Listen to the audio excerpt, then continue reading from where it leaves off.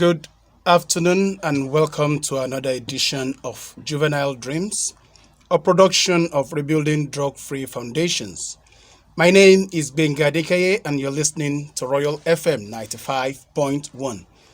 And Juvenile Dreams is a program where we talk about drugs, drug misuse, drug abuse, drug addiction, and other vices that are all interconnected with drugs.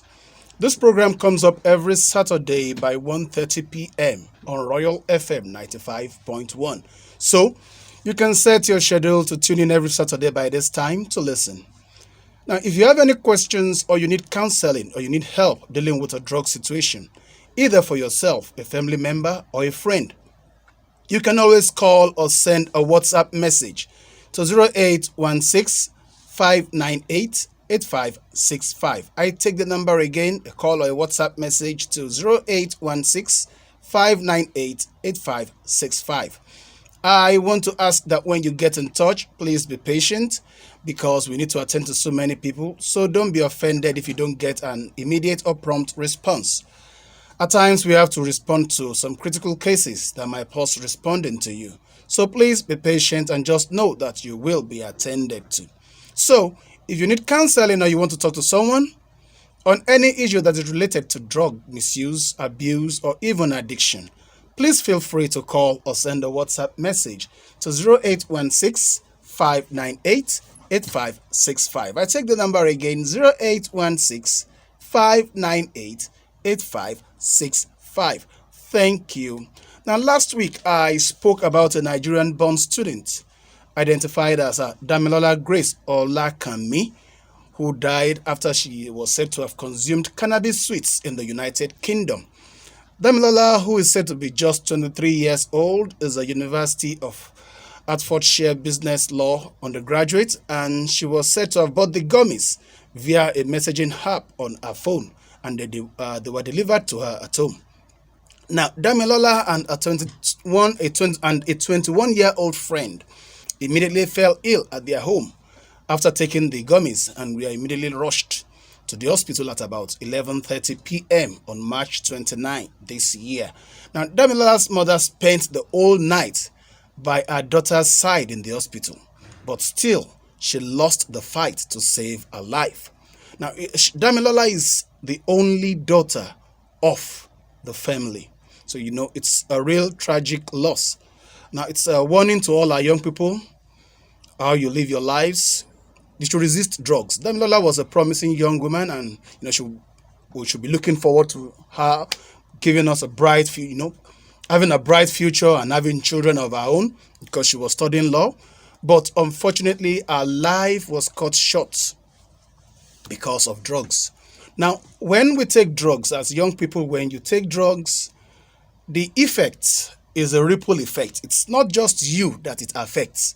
It also affects your family, your loved ones, people who are close to you. Now look at Dami's mom now. Dami is the only child. She had been looking up that one day this girl is going to graduate from the university. She's going to get married. She's going to have children. I'm going to become a grandmother. But unfortunately, the cruel hands of death and, maybe drugs snatched her life from her at that tender age of just 23 years old. And now this woman who had just this girl as the only child and the only hope that she had has lost everything. So where does she start from at her age? She can't have any other children at that point. And even if she has any other children, they may not grow up to the stage she wants them to grow to, maybe before she too has to depart from this world. So I just want to encourage our young ones out there. You're not only affecting yourself with whatever decision or whatever you do, you're affecting people who are close to you. You're affecting your family, you're affecting your siblings, you're affecting your loved ones. So please be careful with what you do and about the way you live your life. At this junction, I would like to take a break for some commercials before we continue. Don't go away. I'll be right back.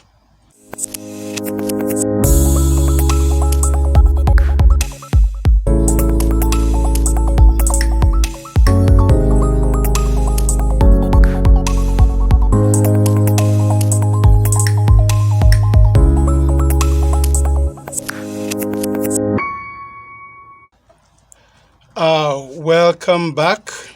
You're still listening to Royal FM 95.1. My name is Gbenga Adekeye and the program is Juvenile Dreams, a production of Rebuilding Drug-Free Foundations, a program where we talk about drugs, drug misuse, drug abuse, drug addiction, and other vices that are all interconnected with drugs. Now, this program comes up every Saturday by 1:30 p.m. on Royal FM 95.1, so you can set your schedule to tune in every Saturday by this time to listen. Now, if you need counseling or you want to talk to someone on any issue that is related to drug misuse, abuse, or addiction, please feel free to call or send a WhatsApp message to 0816 598 8565. Now, this afternoon, I have a guest in the studio with me. He was supposed to have been here last week, but unfortunately he got hooked up somewhere and couldn't make the appointment. He's a young man who was delivered from the clutches of cannabis. Now, for confidentiality's sake, I will not be revealing his identity. So, good afternoon. Good afternoon, Mr. Gbenga. Thank you very much.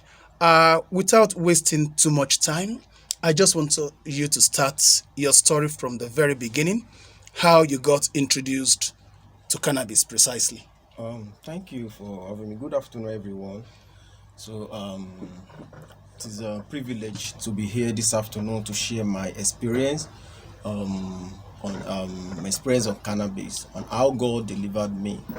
It started in the year 2017. Yeah. So I have not in my life I don't really know how cannabis look like. I don't know. I've never seen it in my life. But there was a time I visited a friend like that, a close friend. So when I got to the place, so he cooked beans and we ate with bread, and so afterward, so I was feeling intoxicated. My leg was staggering. I don't get myself anymore. So I was like, what happened? I don't take alcohol. So what really happened? I don't know. So I spoke to him. Guy, come. Wait till you come give me chop. So why my leg is stagger like this? I got to say, even Sabi or down come on here. So Sabi. So now this thing, waiting with this, he can't show me. So he just showed me the thing the other that day. So this is what cannabis look like. I said that okay, you can start taking it too. So he gave me a piece of some parcel to take home. So I took it home. So sometimes I mix it. I put inside all these Ragulis bottle water container. So and I put alcohol so it can soak. So when I drink it, I feel intoxicated. Things I couldn't do on my normal self. I do them. I do those things, and on the long run, maybe after about 1.5 years or 2 years plus, I think. So I lost my self-esteem. I couldn't do things on myself anymore without the help of cannabis. I couldn't do anything again. Even to talk to a lady, I'm married now. To talk to a lady then, I couldn't do anything. So that means at that point in time, without you taking the cannabis, yes, you could not do anything. I couldn't do anything. Lost your my self-esteem, my confidence is gone. Everything is gone. Okay. So what is happening to me? Maybe whenever I see a lady that I like that, I want to talk to her. I just have to go back home and take cannabis. After that, now we have courage. Then I will be able to talk to him. I'll be able to talk to her. So on the long run, even there was a time my fiancé then saw this thing in my closet. So and she reported me to my mom that your son is taking a cannabis. But I lied to my mom then, when my mom doesn't know how the thing look like. So I lied to her that is agbo, that is herbs, that I'm just taking it for my maybe stomach pain or whatever. So but I lied. So since then Now, how did your fiancé know it was cannabis? She knows. Okay, there was a time I wasn't at home. So when she got home, I used the cannabis to cook efo. Okay. Vegetable. So when she got home, she just made soup at home. She just took the soup, she ate it with semo. So she just called me at work that, babe, why are you? I'm at work. Okay, please, what is happening? The bed doesn't look comfortable anymore. I'm just sleeping on the floor. My leg is staggering. Have you eaten anything at home? That's what I asked her. She said she ate a vegetable. Oh my God. That is how but later I convinced to her that this is cannabis. Then she got so furious. Why will you be taking this kind of thing? Thing that is not legal. So why you be taking it? So I won't take it again just for a purpose, for my stomach pain and all this. So later she noticed I was taking it. On the long run, that's when she now reported to your mom. She reported me to my mom. Okay. That okay, your son is taking this thing. Okay. So that your son is taking it. So I lied to my mom then. And it got to a stage that I don't feel comfortable anymore. I don't feel comfortable. But there's no how I can quit. I can do away with it. There's no how I can. Because all of my friends were taking it. My circle then. So how easy was it for you people to get access to cannabis? How easy was it to buy? We have people. We have all these. When we go to all these slums in my place of where I used to stay before at Sango Ota. Okay. So because at that place, out of every group of 10 boys, it will be difficult for you to find one person that is not taking cannabis. It will be difficult to find one, including ladies, young girls, 18, 20, 21, young girls, they were taking teenagers. That means a large number of our youth. A large number of our youth. A large number. Even people, I've seen a pastor taking it in my presence, yes. Cannabis. Baba, kí ló ń ṣẹlẹ̀, kí ni máa fún alágbára, kind of thing like that. So I've seen a pastor taking it. So when we get it then, and it's very cheap. So sometimes we get it maybe 3 for 500, just small different like that. So 300-500, sometimes 1,000, we get it. So I have their numbers then. So when we call, we call it Oja. So Eba Gbe Ojawa, bring this thing for all. So they give it to us. So we use in whatever way we want. Sometimes we can cook it with beans. I don't smoke. Okay. No, I don't smoke. Some people smoke it. Okay. So don't smoke. You just mix it with other things. So I don't smoke. And that is why it's difficult for people to believe that I'm taking cannabis. Because anyone you see smoking it, their lips will be black. It will affect their countenance, their facial look. Okay. So it will affect it. So me, I don't smoke. Okay. Well, maybe before you continue, I would like to open the studio lines. All right. In case people want to call in to ask questions or make contributions. So you can call in on 0810-850-1371. I take the number again to contribute to this discussion, to ask your questions. 0810-850-1371. Thank you. Now, a call is coming in, please. Let's take this call. Hello, good afternoon. Good afternoon. Yes, sir. Your name and where you're calling from, please. This is Godwin from Lagos. Mr. Godwin. I'm asking that boy, what's the benefit? What do you get from it now? Okay. Nothing practically. Nothing. Nothing, for God's sake. You, my children, we beg you, leave this thing. Leave 34 for God's sake. We beg you, my children. It doesn't pay. It doesn't pay anything. Look at it now. Just that you people useless. God mighty will give you people, my children. Amen. I always pray for these children every day because it's cannabis. God will help you. It doesn't do anything. It doesn't help you anything. Look at the people that are doing court. After being caught now, they'll be looking up and down. You can't help them. Look at it. Later, they'll be going to jail. What for them? What's the benefit? Not to practically. God will give you and save you in Jesus' name. Yeah. Thank you, sir. Thank you. So, in essence, what we are saying is a lot of youths are involved. Yes, taking now. For your own case now, it's a little bit more difficult to even know that you are taking it because you don't smoke it. Yes. So you only cook it. I cook it with beans, sometimes vegetables, put it in or put alcohol. inside alcohol. Yeah. So it's almost impossible to even know you are taking cannabis. If I don't tell you, you won't know. But it's damaging it has already damaged my self-esteem then. And well, for you felt it was just your self-esteem it was damaging. Yes. But cannabis was damaging something much more than your self-esteem inside your sometimes, body. I have severe headache. Okay. Sometimes when I sleep in the night, it will just be like someone is beating drums on my head. I will just wake up, Tani, nobody. I'm the only one inside the room. So my head will be, sometimes I don't feel comfortable. Sometimes I will be walking on the road. It will just be like maybe I'll just be feeling like maybe I'm crazy. I'll be talking without no one talking to me. My mouth will be moving, before I realize that I'm doing something that is not normal, before I come back to myself, I will just calm myself again. So that means what you are telling us now is parents need to really, really be watchful over their children, because now you found it easy to lie to your mom that it was just ordinary herbs you are taking.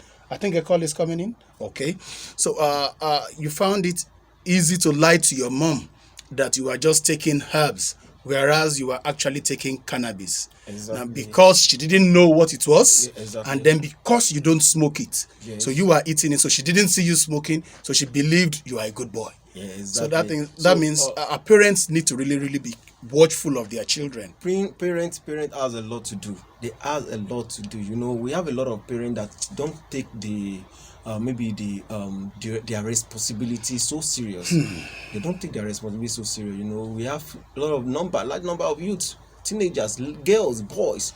They will just, they are not under any control. They just leave their house and, even when we used to get the cannabis, when I go there myself, maybe the bike man that used to carry the person that is selling it is not around. When I go there myself, I see ladies there. Ladies, teenagers, 12, 13, 14. Wow. Yes. I see them there.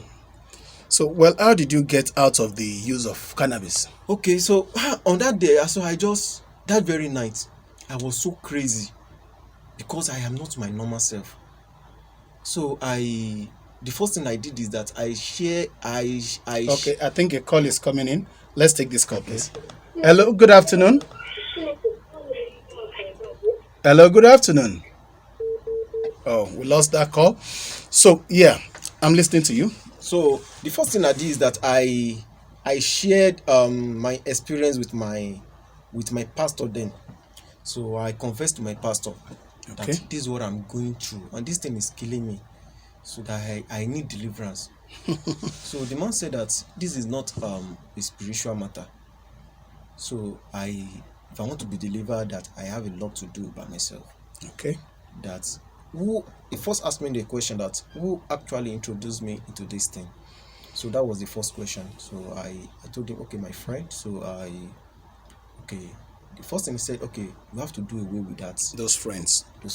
Okay. So actually you went for counseling now when you felt you needed to go out, get out of it. Yes. Okay. How do I do away from my friends? This is where I'll be staying for a very long time, more than 10 years.